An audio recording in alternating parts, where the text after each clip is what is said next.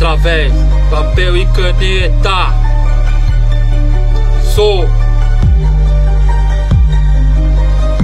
poeta consciente, é por isso que eu sou poeta consciente. Escrevo a dor da minha gente, é por isso que eu sou poeta consciente. Falando a real pro meu povo, é por isso que eu sou poeta consciente. Escrevo a dor da minha gente, é por isso que eu sou poeta consciente. Falando a real pro meu povo.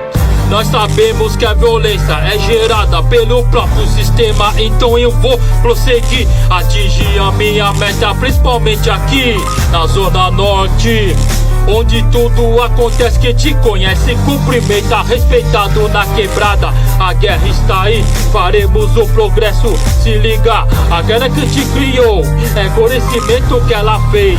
Tudo por você, cê diz que é retribuir. Esse amor para o próximo vai atacar. Se é se desanimar, sou pobre, com coragem pra vencer. Gente nobre, ninguém se move.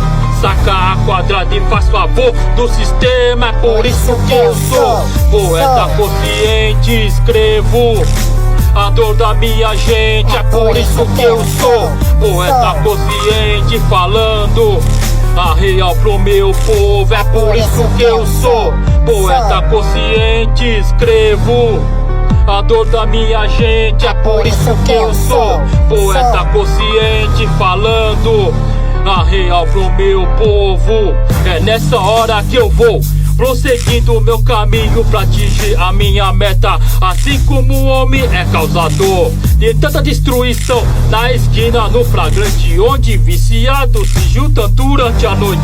Aí você é caçado, torturado dentro do cativeiro. Fica atento, os bandos encapuzados mete bala na rota da polícia. É sistema contra a favela pra quem tem tudo. Cê acha o valentão até agora? Autoridades não tinha nenhuma prova pra acusar aquele elemento aí. O povo se revolta, faz protesto na rua. Conviver por aqui já é um perigo, é por isso que eu sou poeta consciente. Escrevo a dor da minha gente, é por isso que eu sou poeta consciente. Falando a real pro meu povo, é por isso que eu sou poeta consciente. Escrevo a dor da minha gente, é por isso que eu sou poeta consciente. Falando a real pro meu povo.